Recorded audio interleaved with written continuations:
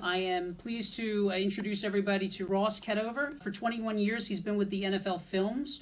Ross is coming off the heels of the Super Bowl and then rolling into the NFL Draft being hosted here in Philadelphia. A big warm welcome for Ross.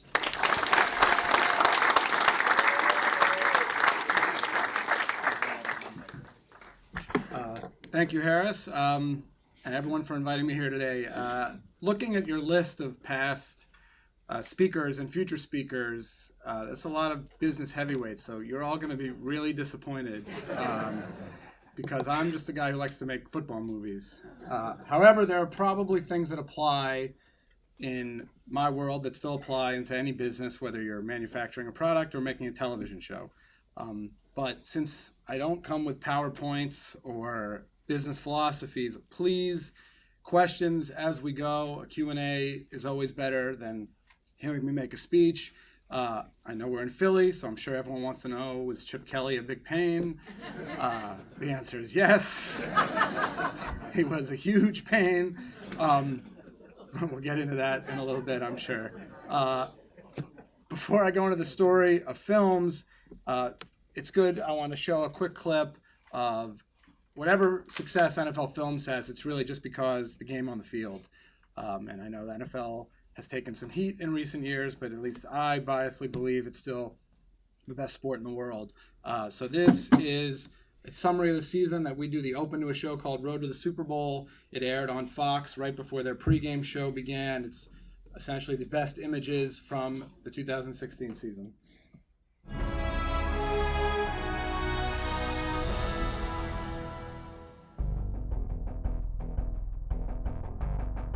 Everything is in front of us. Every opportunity is in front of us.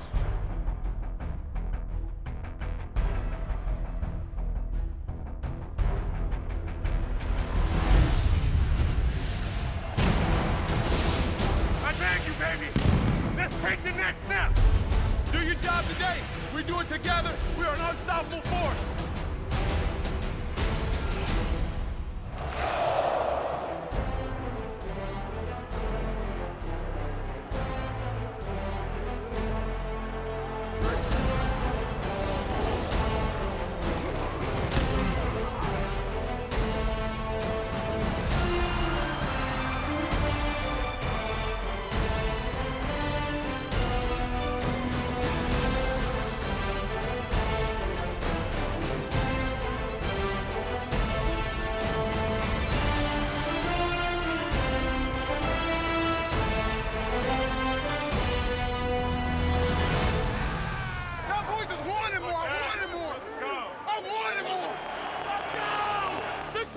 Right here, let's go! Green Edison!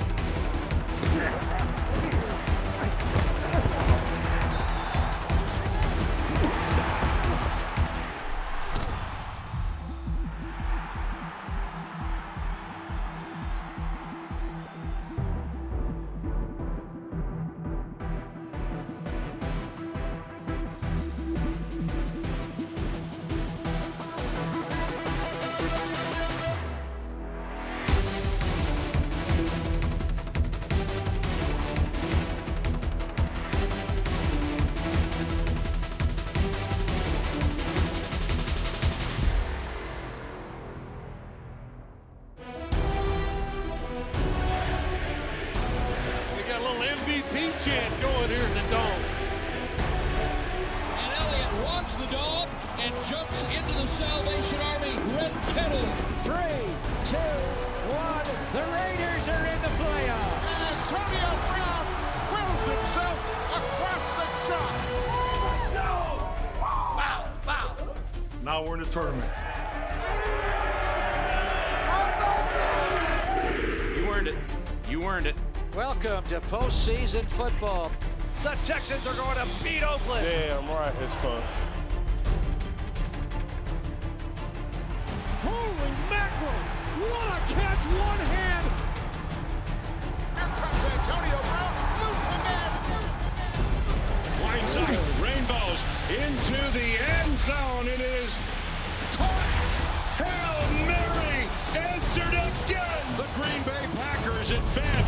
Patriots are 3 games from glory. Lobs a throw to the end zone for White. Behind the defender. Makes the catch. Touchdown.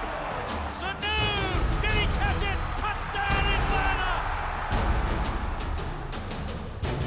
The Pittsburgh Steelers had to hold on for dear life. Stands and looks and rolls and runs. Oh my goodness, what a play. It is right down the middle. It is good. The final dance at the Georgia Dome is for a chance to go to the Super Bowl.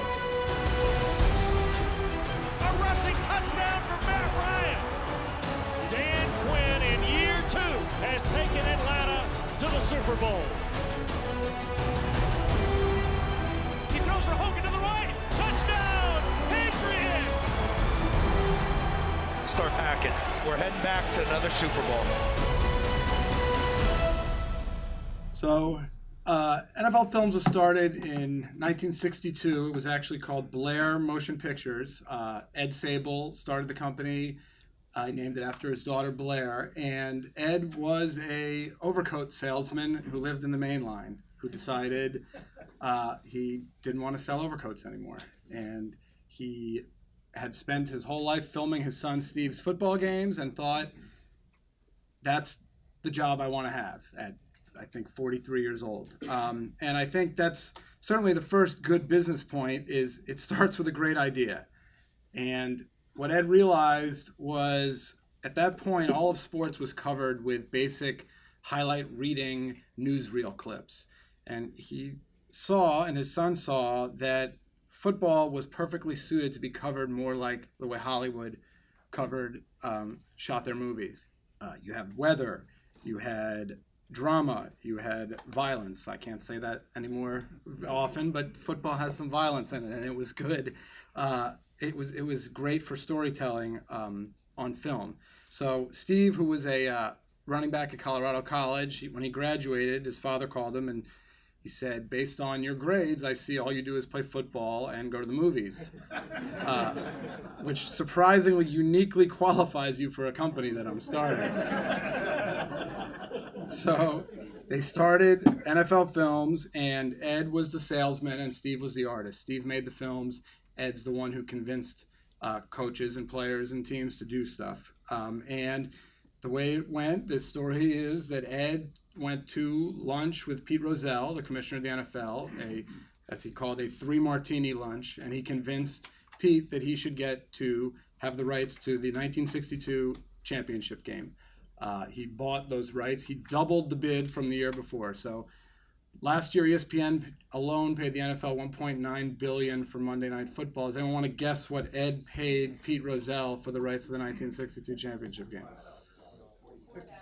He doubled the bid from $1,500 to $3,000. So for $3,000, this father and son, who had never done anything, had the rights to the 1962 championship game. They shot it. It was cold. It was in Lambeau. Enough of the film cameras didn't freeze. And they made a film that looked like the way Hollywood made pictures and not the way baseball had been doing their highlights for years, which was just high cameras telling the story of the game. And Pete Rozelle and Vince Lombardi were very happy. Ed did it the next year. And at that point, a lot of people think that NFL Films is still Ed and Steve's company, but they did not have any leverage on that. The NFL said, we want you to continue to be the filmmakers and the storytellers for the NFL, but you're going to be part of the NFL. And Ed and Steve had no real option. So Blair Motion Pictures became NFL Films, and it was a perfect marriage for the sport that was becoming the real national pastime and the filmmakers who knew how to dramatize it and make it bigger than life. So NFL Films was born at that point, and while Pete Rozelle did buy the company back for the league, one piece of advice that he did give that proved to be really beneficial, which is he said, don't come up to the league office and be bothered by our lawyers and by our, the team owners when they visit. Stay in Philadelphia. So right there, I can't tell what window. They were on 13th and Vine from 1962 all the way into the 80s, and that's where NFL Films was out of. And that was a great piece of advice that Pete Rozelle gave, because that 90 minutes seemed to make all the difference. And the league let Ed and Steve build this company, do what they wanted, and it was a perfect marriage. So they were at 13th and Vine, which I believe is now got a Philadelphia historical landmark a few years ago. There's a plaque out on the street there. And we've been in Mount Laurel, New Jersey since 81, I think. So my career at films began when I graduated from Haverford College, also out on the main line, and disappointed my Jewish mother and every Jewish mother by not going to medical school. Haverford doesn't have a communications department. It doesn't have a film company. It's only 1,400 students. But luckily, I had done enough internships in the area that my bosses at NFL Films were interested. But I think my favorite of those internships was PHL 17 for the Phillies. I worked keeping track of balls and strikes for Harry Callis during the Phillies games. And if you remember, it would go to commercial and they'd show the scoreboard and a 0 would come in if no one scored any runs. That was my hand putting the 0 in at every commercial break. And films is a little bit different than the growing sports world at that time, in that they were not like ESPN necessarily just giving the news. We are not journalists. We are filmmakers and myth makers, and we tell stories. Films has been usually insulted by saying we are the greatest propaganda arm west of the Kremlin. We're proud of that label. We're not here to necessarily tell a steroid story or tell breaking news. We're here to make people love the game of football, and we try not to be dishonest about it for sure, but we are myth makers, and that's our objective. So after a couple of years, I learned another important business lesson, which is that the product is the most important thing, and I think that applies to any business you're in.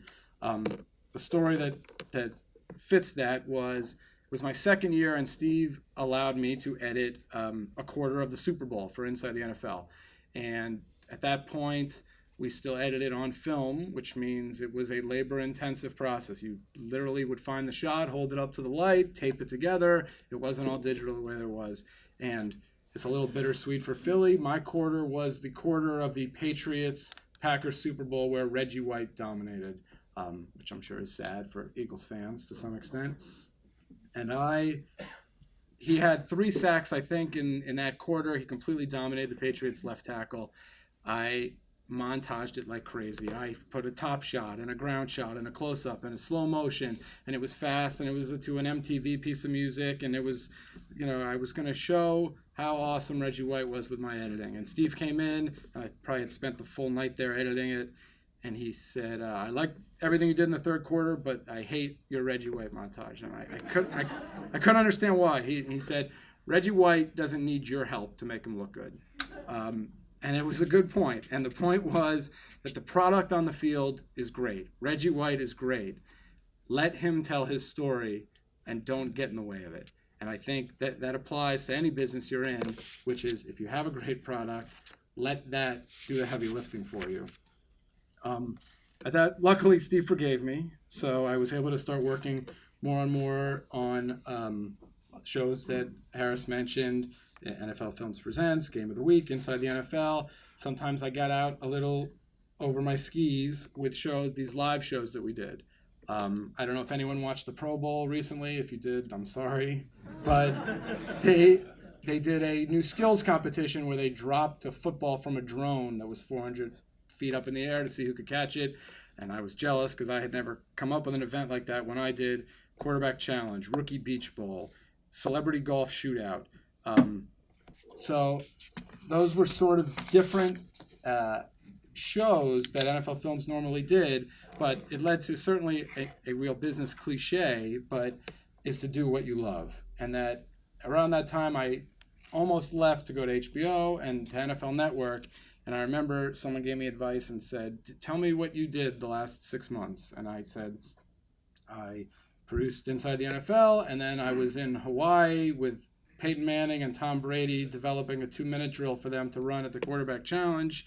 And then we did the celebrity golf show, and I put goalposts in the middle of the 10th hole at La Costa and made Brett Favre and Matt McConaughey try to hit a drive through a goalpost 250 yards away.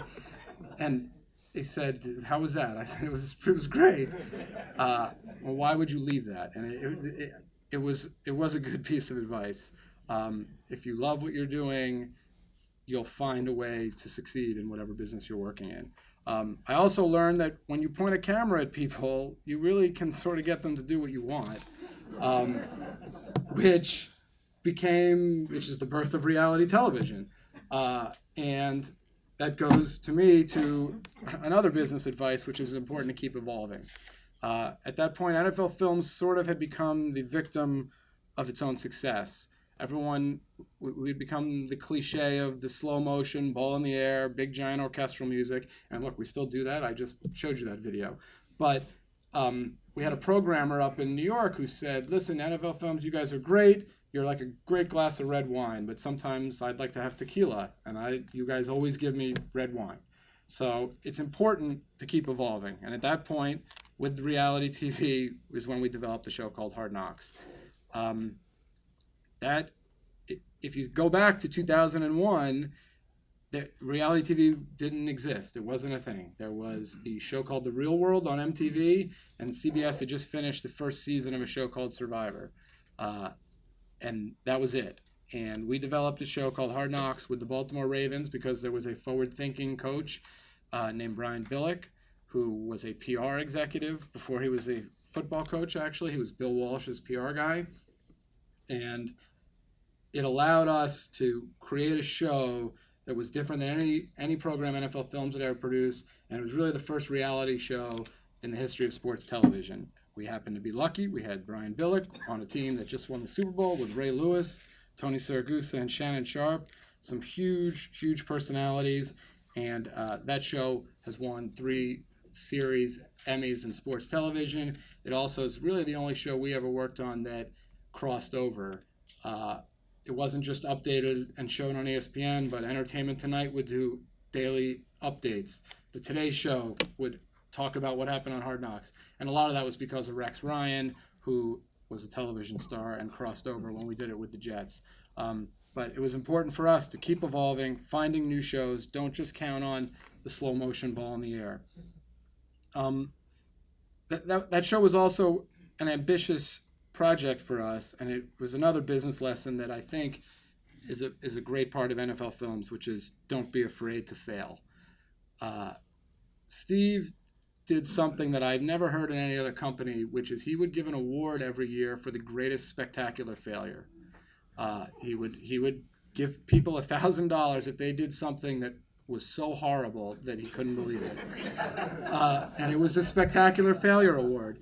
And it's not because we wanted to fail, but it's because he didn't want everyone thinking the same way all the time and to rest on their laurels. It was important to try to do things differently. There were a lot of TV networks, and there were a lot of people making sports television. We had to find a way to be different all the time. And I think that was important. And 2 examples I was thinking of on the way over here that are Philly-based are pieces that no other company I can imagine would ever do.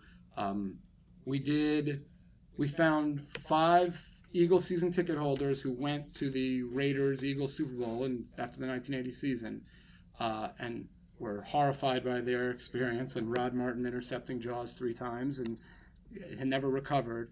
We brought them into NFL Films to watch the game, not knowing that Rod Martin would be there to watch it with them. And it almost gave them closure for this tortured souls that they were for 30 years.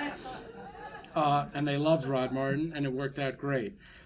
Another piece that actually also won an Emmy for Best Feature is on a bar in South Philly called Big Charlie's. Big Charlie's is in the shadow of what was the Vet. It is a Kansas City Chiefs bar because I believe the owner in the 70s put some money on the Chiefs and won. So it is a huge Chiefs bar in the heart of South Philly.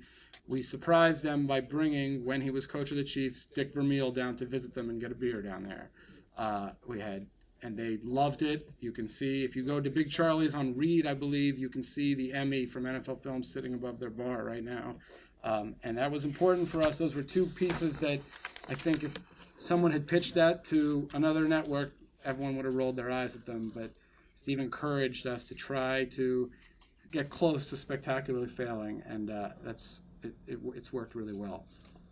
Another thing I can think of that applies to probably a lot of people in this room is to embrace new technology. For us, that is changing constantly in the television business. In fact, it's not even the television business anymore. Way less people are watching TV. My daughter doesn't even turn the TV on. She stares at her iPad and her phone all the time. We need to embrace new technologies. The most current example for us of that is virtual reality. I'm probably too old for the demographic. The goggles make me dizzy, but we partnered with Google this past year and did 9 virtual reality pieces. The first one was a week with the Eagles defensive line, actually, but we did a week with the Dolphins cheerleaders, if anybody's interested in that one. We also shot the Super Bowl in virtual reality. And we learned a lot of things. The game itself does not look good in virtual reality. The cameras are too far away, and we're not going to be able to put cameras in the middle of the field. But there were a lot of takeaways from that, and I don't think that technology is going away. And it's important to embrace whatever new technology comes your way. The next step from the virtual reality for us is we are doing a project. We partnered with Cirque du Soleil, and they have bought a theater in the middle of Times Square for a new NFL experience on 47th and Broadway opening this fall.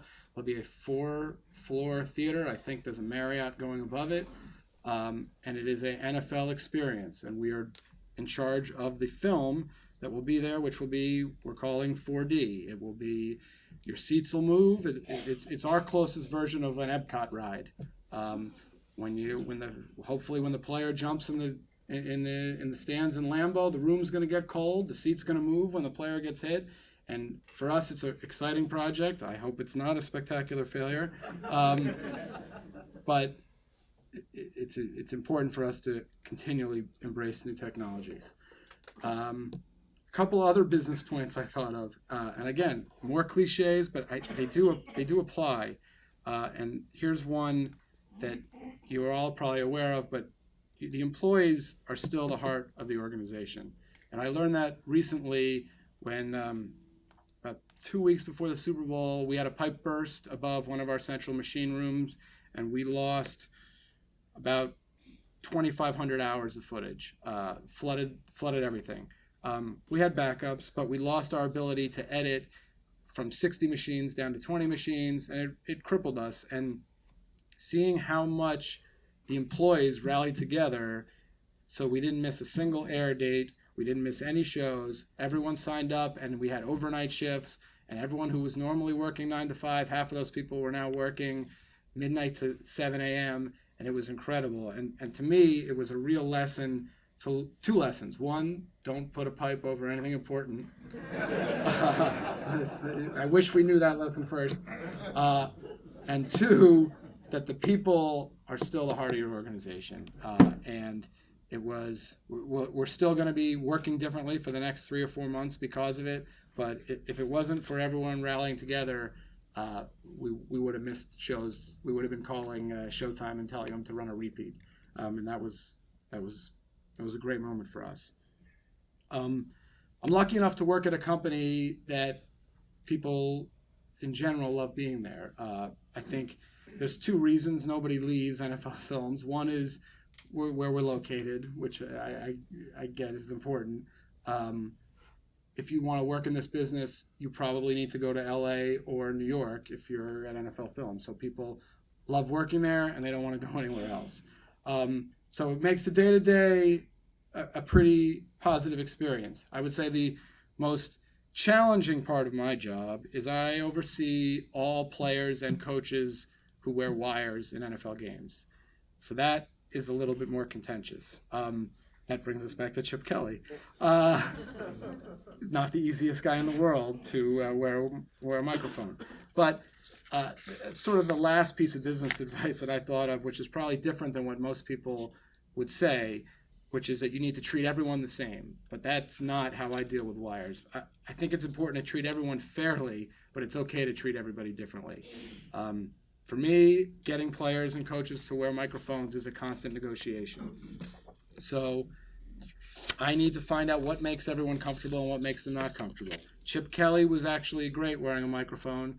He was funny. He was charming. He hated us being in his locker room.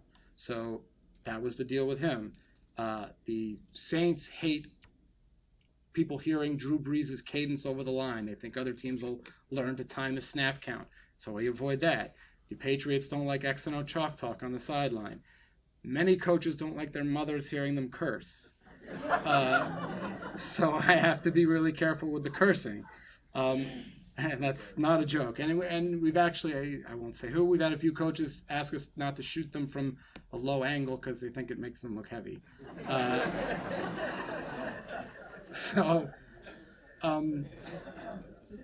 As long as we treat them fairly, I don't think we need to treat them all equally. And that's something that I think is probably unique in our business. So, but when everything comes together and you get good cooperation and good images and good sound and wires, and you're lucky enough to have a Super Bowl like we just had, you end up with a great finished product. So I want to play a clip of the last few minutes of one of our Super Bowl films that we just finished that just aired probably 3 or 4 days ago. 2nd and goal to go from the 2. Toss sweep right for James White. Tucks it under the right arm. Puts it upfield. Driving forward. Diving to the goal line. A touchdown and a title for the Patriots. I can't believe it. What is good? I know. They got to review it. It's not over. It's not over. Get the f off the field. Is it over? Yes. They got to review it. They reviewed it. Did they? Yeah. Oh, gotta believe. Oh, man. Hell yeah. Gotta believe. They have completed the greatest comeback in Super Bowl history.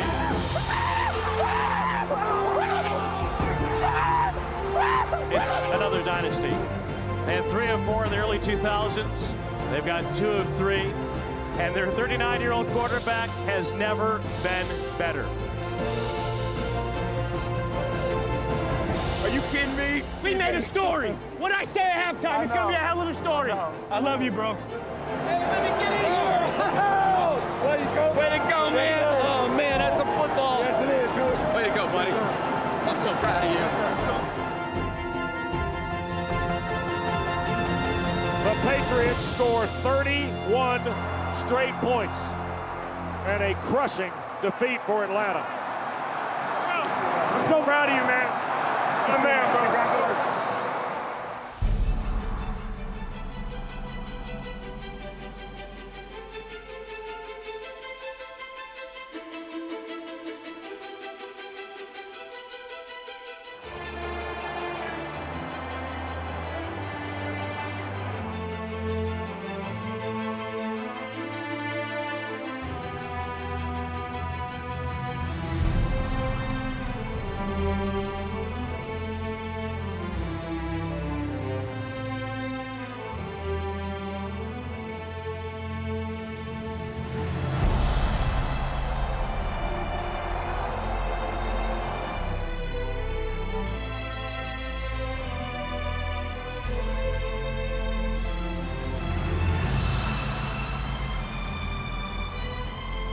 There's nothing you can really say. I mean, it's a tough loss. Obviously, very disappointed, very close to getting done what we wanted to get done.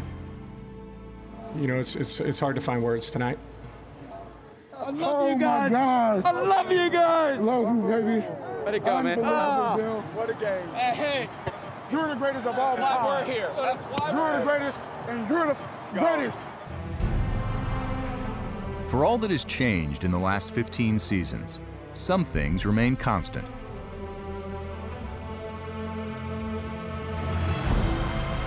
The emotion of winning it all.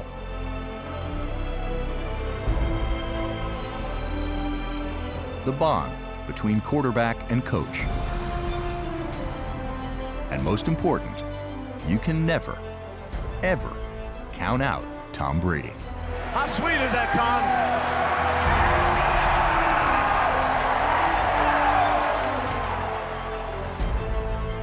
4-time Super Bowl MVP and a 5-time champ. 43 of 62. 466 yards, 2 touchdowns.